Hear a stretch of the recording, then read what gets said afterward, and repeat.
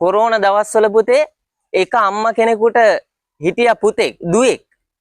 ඒ දුවට දැන් කොරෝනාත් එක්ක අධ්‍යාපන කටයුතු කඩාකප්පල් වුණා. ඒ කඩාකප්පල් වුණාට පස්සේ මොකද? දුරස්ත ක්‍රමයට තමයි අධ්‍යාපනය හදාරන්න සිද්ධ වුනේ. දැන් ළමයාට ඕනේ ෆෝන් එකක්. අම්මට සල්ලි නැහැ ෆෝන් එකක් ගන්න. අම්මා කරන්නේ කුලී වැඩ. හැබැයි අම්මා කුලී වැඩ කරලා රුපියල් 20000ක් එකතු කරලා දුවට ෆෝන් එකක් අරන් දෙනවා අම්මා.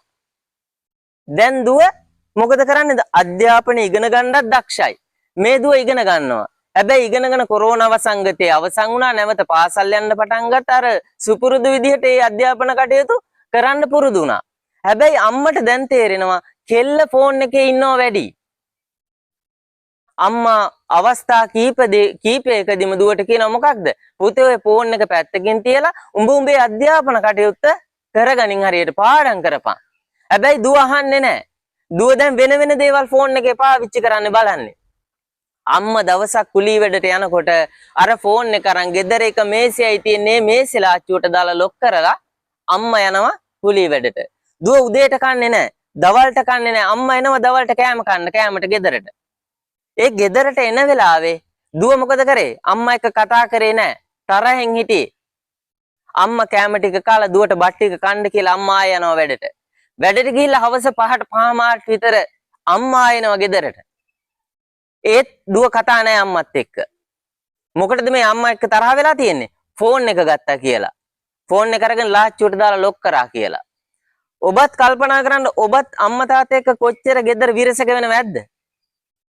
ඊට පස්සේ මේ දුව හැන්දෑවේ 7 විතර වෙදී අම්මා දැන් කෑම ටික හදලා ඒ ටික ඔක්කොම කරලා ඇඟ හොදගෙන දැන් රාත්‍රී කෑම කන්න ඒත් ආවේ නැහැ. හැබැයි ඒ වෙලාවේ දුව අම්මට නෙස්ටමෝල් කිරි එකක් හදලා ගෙනත් දෙනවා බොන්න කියලා. නිදා ගන්නවා. උදේ දුව නැගිටිනවා. හැබැයි අම්මා නැගිටිනවද? අම්මා නැගිටින්නේ නැහැ. අම්මට කතා කරනවා අම්මා මැරිලා. දැන් පොලිසියටත් යනවා පණිවිඩේ. ඒ ගිහිල්ලා මොකද වෙන්නේ? පොලිසියට පණිවිඩේ ගිහිල්ලා බලනකොට මේක හදිස්සි මරණයක්. වෙච්ච දෙයක් හොයාගන්න බෑ. අම්මයි දුවයි විතරයි ගෙදර හිටියේ. දැන් හදිස්සි මරණයක් පරීක්ෂණයක් පවත්වනවා.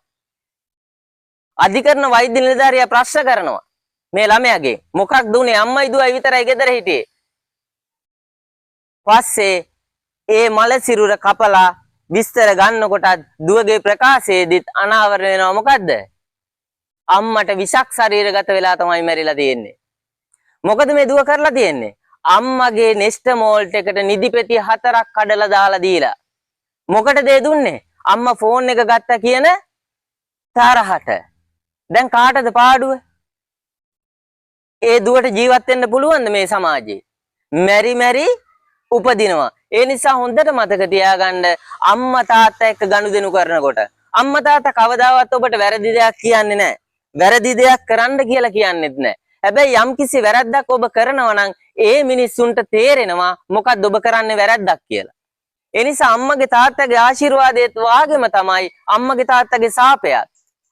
ඒ නිසා හොඳට මතක තියාගන්න අම්මලා තාත්තලා වෙහෙසෙන්නේ මහන්සි වෙන්නේ මොකක් නිසාද? ඔබව යහමගට ගන්න, ඔබේ අනාගතේ සාර්ථක කරගන්න.